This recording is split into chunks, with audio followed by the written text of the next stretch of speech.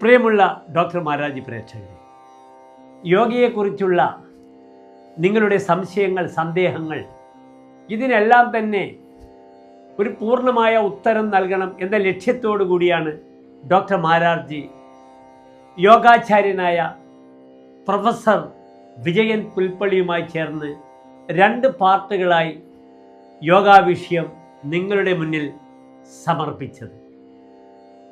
ഒരു യോഗയിൽ നിന്നും ലഭിക്കുന്ന ഓറ, ഊർജം, അതുണ്ടാക്കുന്ന മാനസികവും ശാരീരികവും ബൗദ്ധികവുമായ തലത്തിലുണ്ടാക്കുന്ന മാറ്റങ്ങൾ ഈ 2 പാർട്ടുകളിലൂടെ പൂർണ്ണമായും നിങ്ങൾക്ക് അറിയുവാൻ കഴിയുന്നതാണ്.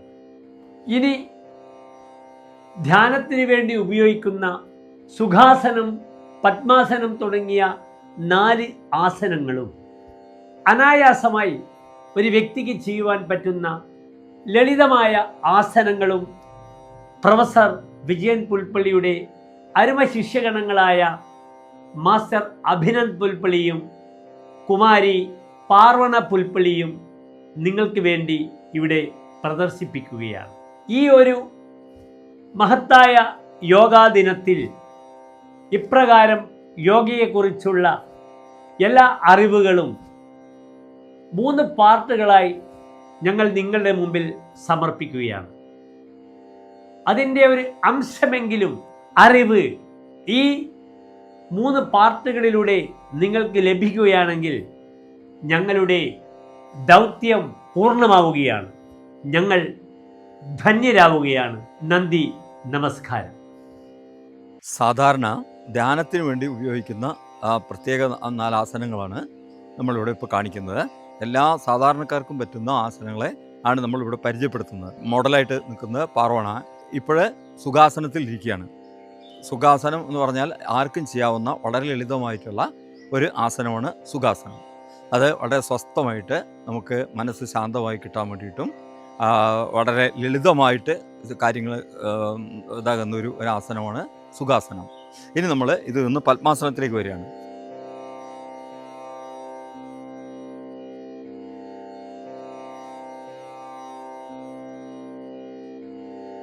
പത്മം പറഞ്ഞാൽ താമരയാണ്. അപ്പോൾ താമരയുടെ ആകൃതിയിൽ ഇരിക്കുന്നതാണ് പത്മാസനം എന്ന് പറയുന്നത്. ഇവിടെ ഈ പത്മാസനത്തിൻ്റെ പ്രത്യേകത എന്ന് പറഞ്ഞാൽ ഇതൊരു ട്രയാങ്കുലർ പൊസിഷനാണ്. ഒരു ട്രയാങ്കിളിൻ്റെ ഒരു പ്രത്യേകത പറഞ്ഞിട്ടുണ്ടെങ്കിൽ അതിൻ്റെ എനർജി ഒരിക്കലും ലോസ് ആവുന്നില്ല. അത് ആ 3 കോണുകളും പരസ്പരം കൂട്ടിമുട്ടുന്നതുകൊണ്ട് എനർജി ലോസ് ആവുന്നില്ല, അത് ന്യൂട്രലൈസ് ആയി മാറുന്നു. അതുകൊണ്ട് ആ ആസനത്തിൽ ഇരിക്കുകയാണെങ്കിൽ നിങ്ങൾക്ക് ദീർഘായുസ് ലഭിക്കുന്നതാണ്. ഇനി നമ്മൾ ഇത് നിന്ന് വജ്രാസനത്തിലേക്ക് വരിക.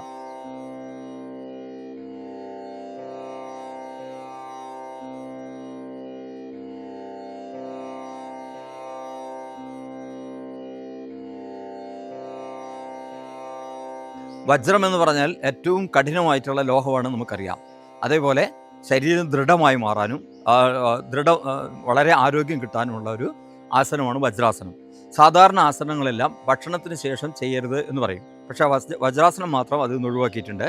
വജ്രാസനത്തിൽ ഇരുന്ന് ഭക്ഷണം കഴിഞ്ഞതിന് ശേഷം വജ്രാസനത്തിൽ 5 മിനിറ്റ് ഇരിക്കുകയാണെങ്കിൽ പെട്ടെന്ന് ആ ഭക്ഷണം ദഹിക്കുകയും നമ്മുടെ ശോധനയൊക്കെ ക്ലിയർ ആവുകയും ചെയ്യുന്നു. അതുപോലെ മലബന്ധമുള്ള ആൾക്കാർ ഒരു 15 മിനിറ്റ് ഈ വജ്രാസനത്തിൽ ഇരുന്ന് കഴിഞ്ഞിട്ടുണ്ടെങ്കിൽ ആ മലബന്ധം ഒഴിവാക്കാൻ കഴിയുന്നു. വജ്രാസനത്തിൻ്റെ വേറൊരു ഇത് പറഞ്ഞാൽ വജ്രം എന്ന് പറയുന്നത് നമ്മുടെ ലൈംഗിക ശക്തിയെക്കുറിച്ചാണ്. ലിബിഡോ എന്ന് ഫ്രോയിഡ് പറയുന്ന ആ ലൈംഗിക ശക്തിയെക്കുറിച്ചാണ് വജ്രം എന്ന് പറയുന്നത്. ആ ഊർജം വർദ്ധിക്കുന്നു എന്നാണ് വജ്രാസനത്തിൽ ഇരുന്നാലുള്ള ഗുണം കിട്ടുന്നത്. പിന്നെ നേരത്തെ പറഞ്ഞാൽ ധ്യാനത്തിനുള്ള എല്ലാ ഗുണങ്ങളും ഇതിലും കിട്ടുന്നുണ്ട്.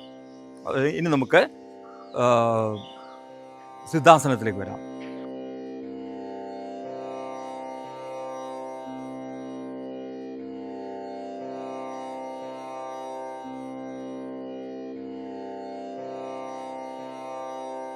ഇതാണ് സിദ്ധാസനം. 18 സിദ്ധന്മാരെക്കുറിച്ച് എല്ലാവരും കേട്ടിട്ടുണ്ടാവും. ആ സിദ്ധാസനത്തിൽ ഇരുന്ന് കഴിഞ്ഞാൽ സിദ്ധികൾ വർദ്ധിക്കും എന്നാണ്.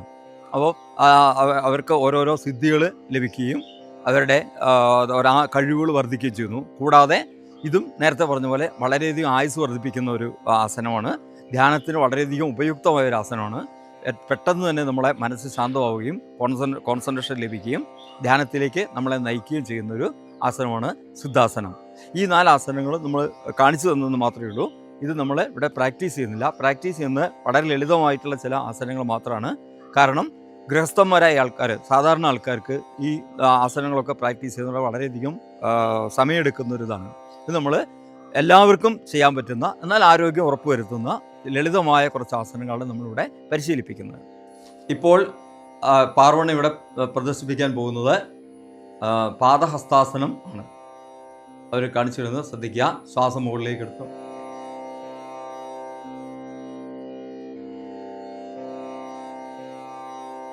തല കഴിയുന്നത്ര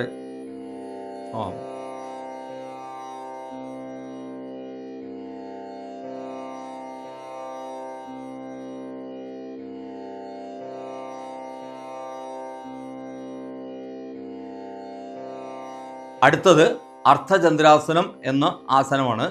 അത് ശ്രദ്ധിക്കുക, അതിൻ്റെ അവതരണം ശ്രദ്ധിക്കുക.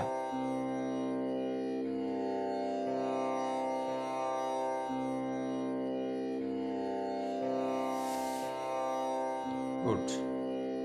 അടുത്തത് ത്രികോണാസനം.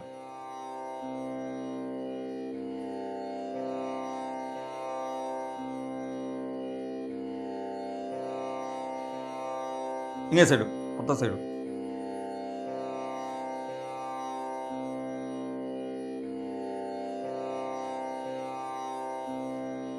അടുത്തതായി പ്രദർശിപ്പിക്കുന്നത് ധനുരാസനം എന്ന വിശിഷ്ടമായ ആസനമാണ്.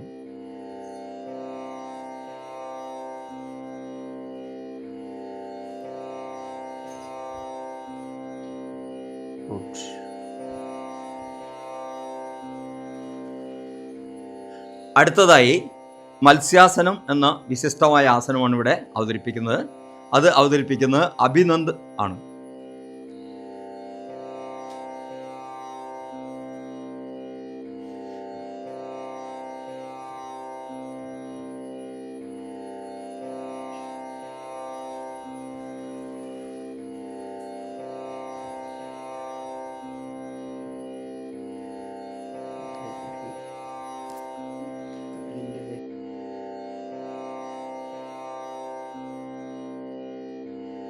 ഇപ്പോൾ പ്രദർശിപ്പിക്കുന്നത് മകരാസനമാണ്. മകരം എന്ന് പറഞ്ഞാൽ മുതലയാണ്. മുതല കിടക്കുന്നവരുടെ പോസാണ്. ഇത് ക്ഷീണം തോന്നുമ്പോൾ ചെയ്തു കഴിഞ്ഞാൽ വളരെ പെട്ടെന്ന് ആ ക്ഷീണത്തിന് ആശ്വാസം കിട്ടുന്നൊരു പോസാണ്. വളരെ ശവാസനത്തെ പകരം ചെയ്യാവുന്നൊരു പോസാണ്. അടുത്തതായി നമ്മുടെ പ്രേക്ഷകർക്ക് വേണ്ടി ഇവിടെ പ്രദർശിപ്പിക്കുന്നത് ഹലാസനമാണ്. അത് അഭിനന്ദാണ് ചെയ്യുന്നത്.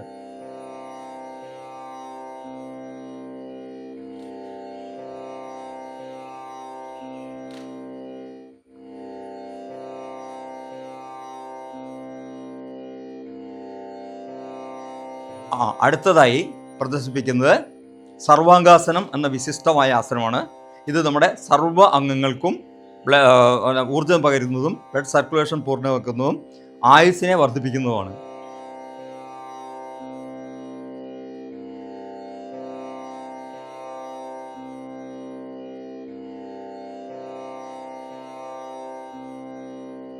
പ്രിൻസ് ഓഫ് ആസനാസ് എന്നാണ് ഇതിൻ്റെ പേര്. അതായത് ആസനങ്ങളുടെ രാജകുമാരൻ. പ്രാണായാമത്തെ പറ്റി പറഞ്ഞു, അതിൻ്റെ പ്രാധാന്യത്തെപ്പറ്റി പറഞ്ഞു. പ്രാണി ഹീലിങ്ങിലെ പ്രാണനും ഈ പ്രാണായാമവും തമ്മിൽ ബന്ധമുണ്ട്. തീർച്ചയായിട്ടും. പ്രാണി ഹീലിങ്ങിൽ പ്രാണൻ എന്ന് പറയുന്നത് പ്രാണ എന്നാണ് പറയാം അവർ. പ്രാണ, ഈ പ്രാണ എന്ന് പറഞ്ഞാൽ അത് ചൈനീസിൽ ചീ എന്ന് പറഞ്ഞു. അല്ലെ ജാപ്പനീസിൽ അതിന് റെയ് എന്നാണ് പറയുക. റെയ് കീ ഉണ്ടല്ലോ, ആ കീ ആണ് ഇവിടുത്തെ ചീ ആയി മാറുന്നത്. ചൈനീസിലെ ചീ ആയി മാറുന്നത് ജാപ്പനീസിലെ കീ ആണ്. അപ്പം അതൊരു കോസ്മിക് എനർജിയാണ് ശരിക്കും. ഈ കോസ്മിക് എനർജി പല രീതിയിൽ ഉപയോഗിക്കാം. ഇപ്പോൾ ഹിപ്നോട്ടിസിൽ ഉപയോഗിക്കുന്നത് കോസ്മിക് എനർജിയാണ്. ഹിപ്നോട്ടിസത്തിൻ്റെ ആധാരശീലം വരുന്നത് ഈ കോസ്മിക് എനർജി കൊണ്ടാണ്. അത് ഡെവലപ്പ് ചെയ്തിട്ടാണ് നമ്മൾ ഒരാളെ ഹിപ്നോട്ടിസ് ചെയ്യാനുള്ള ശക്തി നേടുന്നത്.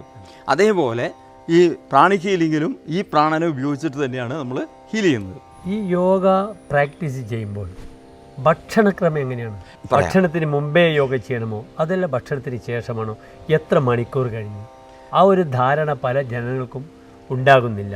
ഒരു അവയർനെസ് ഡോക്ടർ മാരാർജിയുടെ പ്രേക്ഷകർക്ക് കൊടുത്താൽ വളരെ ഉപകാരം. തീർച്ചയായും.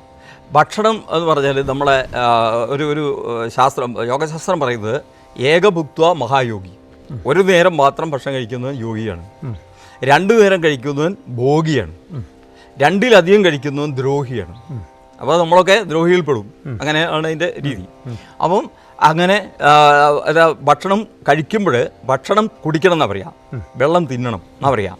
അതെന്ന് വെച്ചാൽ ഭക്ഷണം കുടിക്കണം എന്ന് പറഞ്ഞാൽ നമ്മൾ വായിലിട്ട് ചവച്ചരച്ച് അത് വെള്ളം പോലെ ആക്കിയിട്ട് ഇറക്കണം. ആണ് ഭക്ഷണം കുടിക്കണം എന്ന് പറയുക.